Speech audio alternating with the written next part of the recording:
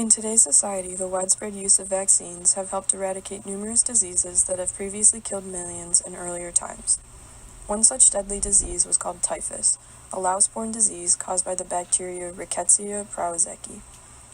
Today, typhus is rare due to lice control with better sanitation methods and insecticides. However, in the past, this disease ravaged Europe during World War I and II. This news piqued the interest of a man named Professor Rudolf Weigl, and thus began his research into the anti-typhus vaccine.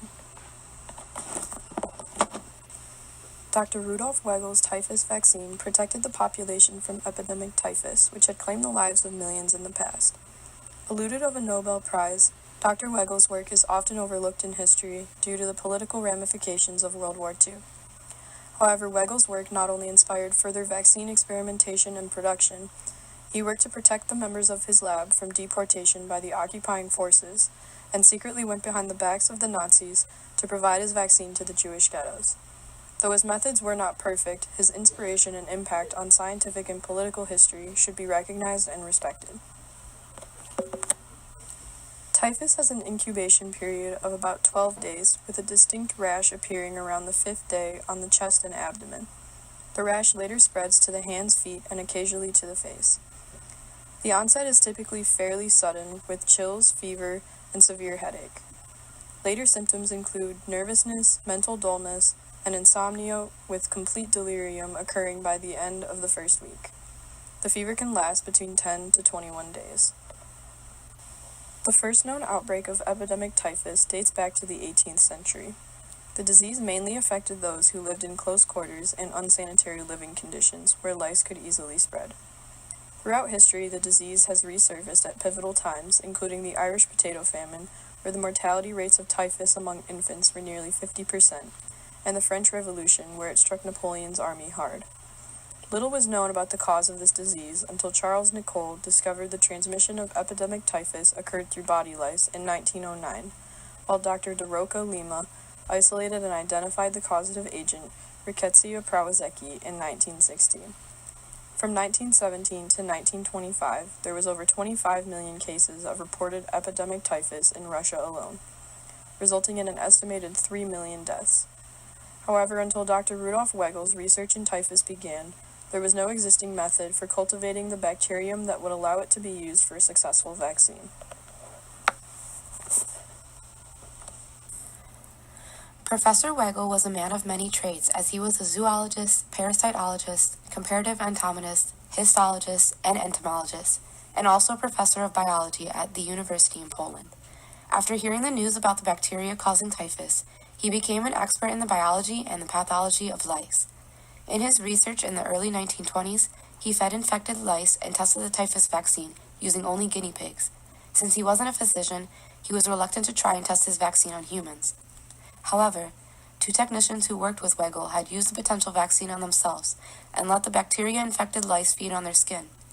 After they didn't contract typhus, this brave experiment encouraged Weigl to begin to perform large-scale vaccination trials. The successful and exciting experiment was reported widely and praised in bullish news and the world media. Weigl bred a special strain of lice in order to cultivate the Rickettsia bacteria. He put many lice eggs into tiny cages with a screen on one side. About 7 to 11 cages were strapped screen down on the legs of people who volunteered as feeders. The lice would feed for 30 to 45 minutes until the lice were swollen and dark red. The lice were then placed screen down in special sterilized holding boxes that would allow for feces and excess matter to drain out. The lice were frequently transferred, cleaned, and inspected to ensure all were healthy and safe to use. After 12 days of feeding, the cages holding 300 to 400 healthy 12-day-old lice would be transferred to injection units. There they were manually injected with the Rickettsia bacteria and then fed for 5 more days on the volunteers who were intensely vaccinated. When the Rickettsia bacteria began to become heavily concentrated in the lice, they would turn bright red. The lice with the best colors were separated into a jar to be dissected. A tiny incision was made on the louse abdomen and the infected gut was removed. The guts were then placed into jars and then ground up to be made into a suspension for the vaccines. They were made into 3 different strengths of up 15, 30, and 40 louse guts. The 3 injections would be taken in 1-week intervals to complete the vaccine regimen. The vaccine was completely safe besides a few incidents of allergic reactions, mostly to the staff who had become sensitive to the byproducts of lice. However, the implementation of Weigl's vaccine became very difficult during World War II. Poland had become occupied by the Soviets and the Nazis. Weigl's vaccine work not only protected millions through inoculation against typhus, but also shielded hundreds of professors, students, and Jews from deportation and execution during both the Soviet and German occupations of Poland. During the Soviet occupation of Poland from 1939 to 1941, thousands of Poles were deported to Siberia. Many of these were professors, students, artists, and other intellectuals whose beliefs threatened the ideals of the Communist Party. Weigl's important work against typhus ensured his own protection from these deportations, but many of his friends and colleagues were not spared. Using his influence, Weigl was able to successfully argue for exemption for his staff from deportation and was able to secure the return of many others from Siberia to Lwów. Germany took Lwów from the Soviet Army in June of 1941. During the Nazi occupation from 1941 to 1944, Weigl continued to provide protection to those employed by his institute. The Nazis were very reluctant to deal with those who worked so closely with typhus. Weigl was also able to secure military-level identification cards for his employees, making them less susceptible to Nazi arrests. He employed not only artists and intellectuals, but also Jews as lice feeders in order to provide them with this partial protection from the Nazis. Further, many of his lice feeders were also members of underground resistance groups, which he supported by providing food rations, radio access, information on German movements, and of course, typhus vaccines. Weigl was able to provide this level of protection for his staff by entering into a forced agreement to produce his vaccine for the German army. Despite his compliance with this order, Weigl was known to be courageously argumentative with the Nazis, never shielding his loyalty to Poland and displaying a powerful image to them as a man whose loyalties could neither be threatened nor bought, as described by his former employee at the time, Wacław Zablowski. Along with transporting typhus vaccines to the German army on the Eastern Front, Weigl also worked closely with the Polish underground to illegally deliver vaccines to Jewish ghettos across Poland. Due to the poor sanitation and overcrowding of the ghettos, typhus was a huge problem for the Jewish population. Most notably, Weigl's employees made numerous shipments in the night to the Warsaw Ghetto before the famous uprising in 1943. The accessibility that the Warsaw Ghetto occupants had to the typhus vaccine no doubt helped to enhance their ability to rise up against the Nazis.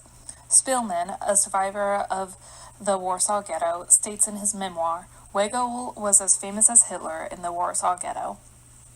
Weigl's typhus research flourished during World War II, enabling an estimated 5 to 6 million individuals to be vaccinated during the German occupation. Further, Weigl used his laboratory and further resources to protect hundreds of his employees from deportation and execution.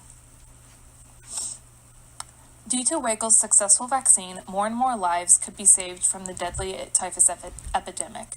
High immunizations, delousing efforts, and many other typhus control efforts in the mid-20th century had slowly stopped the spread of and incidence of typhus. Without the use of the typhus vaccine, many more decades of death and disease could have occurred. The Weigl Institute today is now considered to be a part of Lviv, Ukraine. The Institute is one of the leading scientific centers for the identification, prevention, and control of infectious diseases in Ukraine. Their main laboratory focuses on rickettsial infections, studies which include preventative measures against rickettsial diseases, specifically epidemic typhus.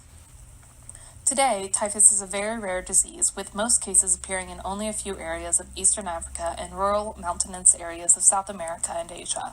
From 1976 to 2010, there was only 47 documented cases of typhus in the United States, according to the Centers for Disease Control. It is hoped with continued vaccination and sanitation efforts that typhus will never become an epidemic issue ever again.